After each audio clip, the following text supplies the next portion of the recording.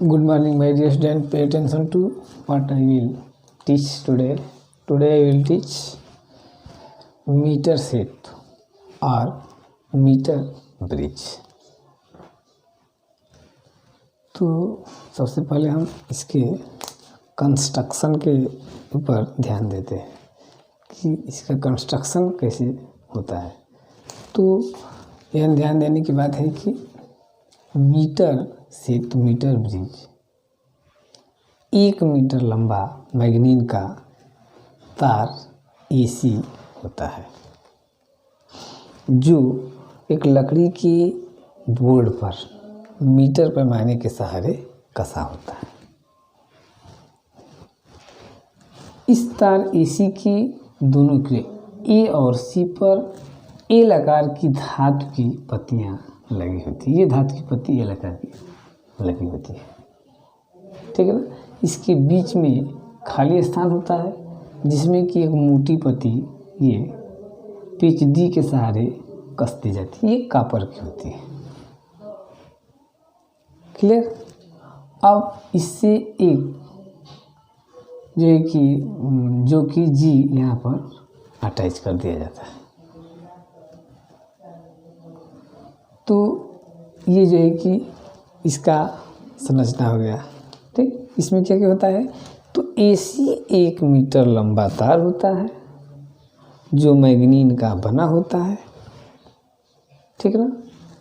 इसमें क्या करते हैं हम, तो इसमें जो है कि इसको हम लकड़ी के बेस पर मीटर स्केल के सहारे मीटर पैमाने के सहारे कस देते हैं। एसी ए और सी के किनारे पर एल आकार की तांबे की पत्तियां लगी रहती हैं तथा इनके बीच में खाली स्थान होता है जिसमें एक मोटी पत्ती बी कॉपर की लगी रहती है,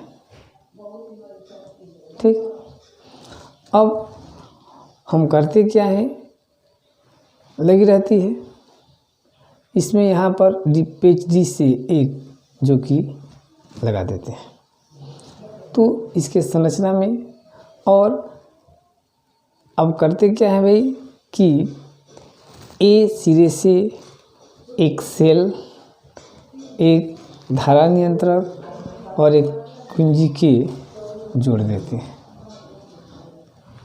ठीक। और बी सिरे से, ठीक है ना, सी सिरे से एक जो एक अननोन रजिस्टर जोड़ देते हैं। यहाँ पर प्रतिरोध बॉक्स जोड़ देते हैं, क्लियर।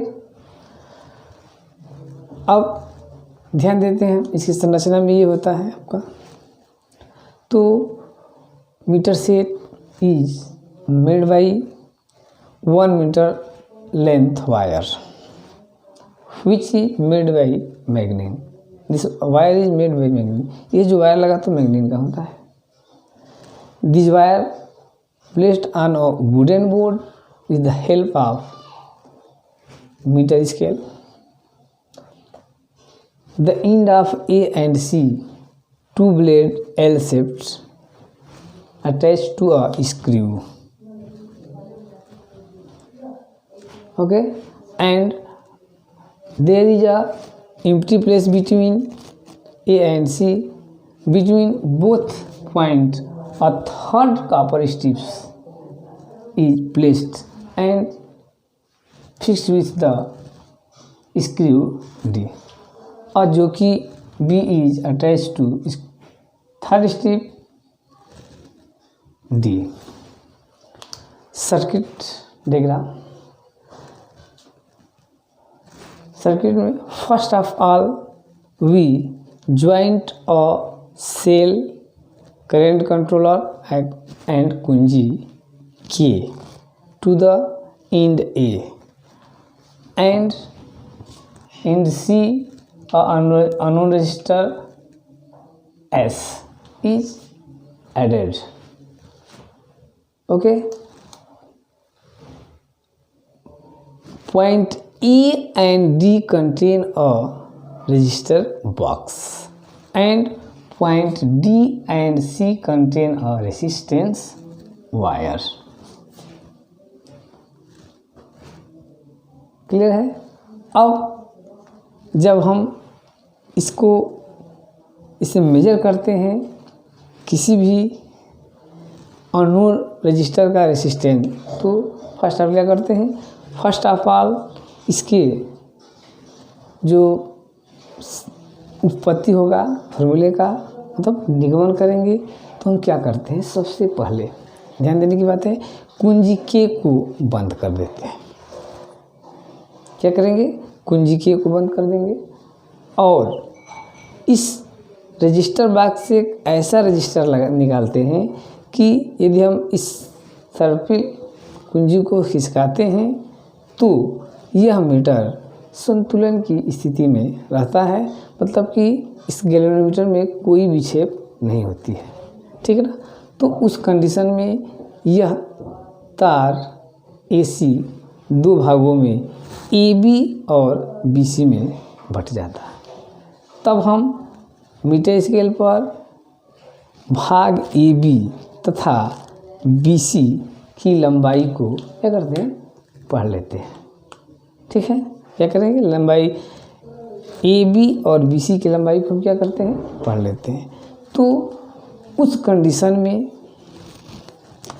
लंबाई AB L, इसको P मानते हैं, और लंबाई BC 100 में से इसको Q मान लेते हैं। तो उस कंडीशन में P/Q इक्वल R/S, ये व्हीटस्टोन ब्रिज के प्रिंसिपल पर वर्क करता है, इसलिए इसको मीटर ब्रिज भी हम कहते हैं। तो इस प्रिंसिपल पर वो करेगा तो हमें अननोन रेजिस्टेंस AC इक्वल, तो AC को जब निकालेंगे तो क्या हो जाएगा, Q/P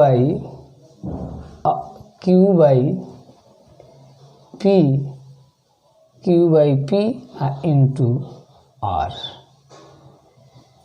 ये जो है कि हो जाता है। हम सपोज कर लेते हैं कि जो टुकड़े हैं AB की लंबाई L और BC की लंबाई कितना हो जाएगा, 100 - L हो, तो AC का प्रतिरोध, तो AC का प्रतिरोध कितना हो जाएगा, AC का प्रतिरोध इसकी लंबाई लो तो AC का प्रतिरोध कितना होगा, AC का प्रतिरोध, ये AC का लंबाई AC की लंबाई L तथा BC की लंबाई कितना हो जाएगा, तो 100 - L हो जाएगी। कब, जब हम इसको यहाँ पर टच कराते हैं और इस तरह से उसको सरकाते हैं कि यह संतुलन की स्थिति में हो, तब ये AC दो भागों में बढ़ जाएगा, AB एंड BC। उस कंडीशन में मान लेंगे कि आपका AB की लंबाई L और BC की लंबाई कितना हो जाएगा, 100 - L हो, तो ठीक। अब इस पूरे वायर का प्रतिरोध यदि R हो तो P इक्वल क्या हो जाएगा, P इक्वल तार AB, ध्यान दीजिए, तार AB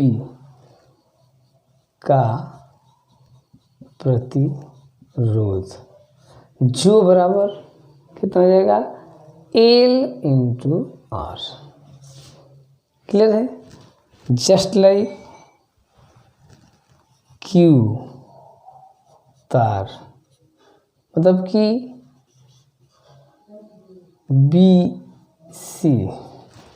BC का प्रतिरोध, तो BC का प्रतिरोध बराबर क्या हो जाएगा, 100 - L इंटू R।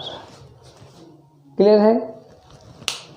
तो अब हम इस फॉर्मूले में इसके मान को रख देंगे, तो रख दीजिए P के जगह पर क्या रख देंगे L into R by Q के जगह पर क्या रख देंगे 100 minus L into R equal R बटे S.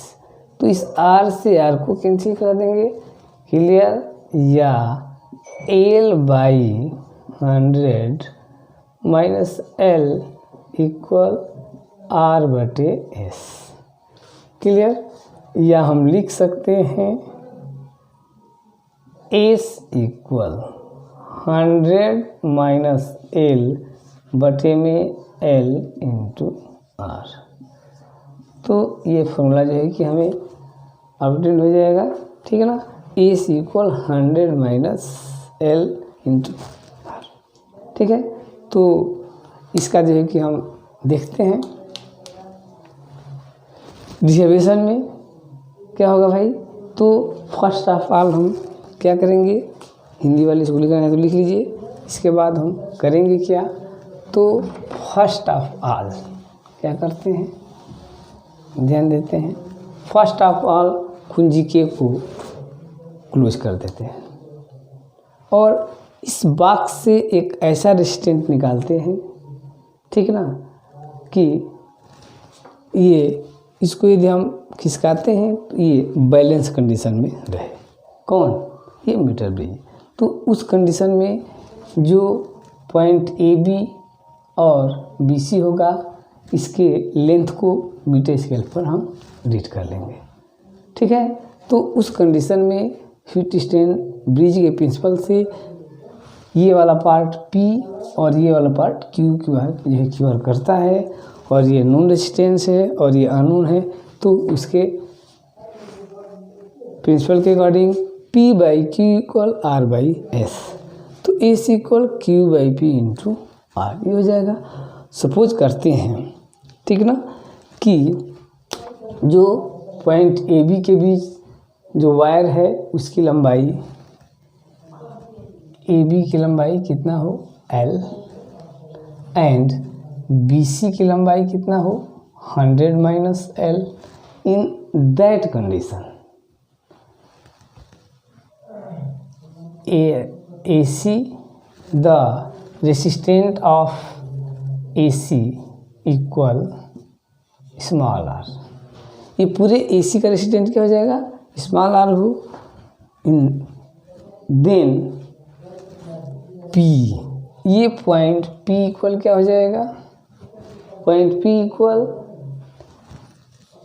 Resistance of A B, क्या होगा resistance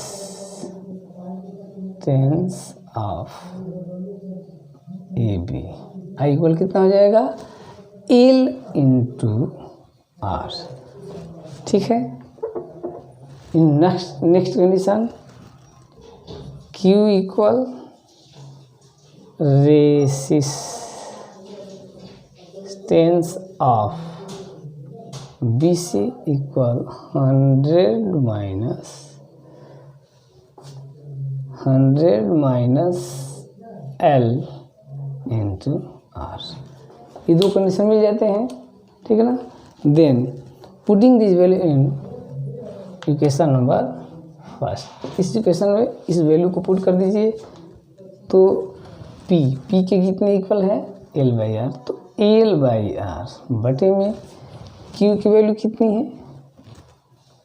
100 minus L into R equal R बटे में S। तो R से R कैंसिल कर दीजिए और S equal 100 minus L into capital R by L।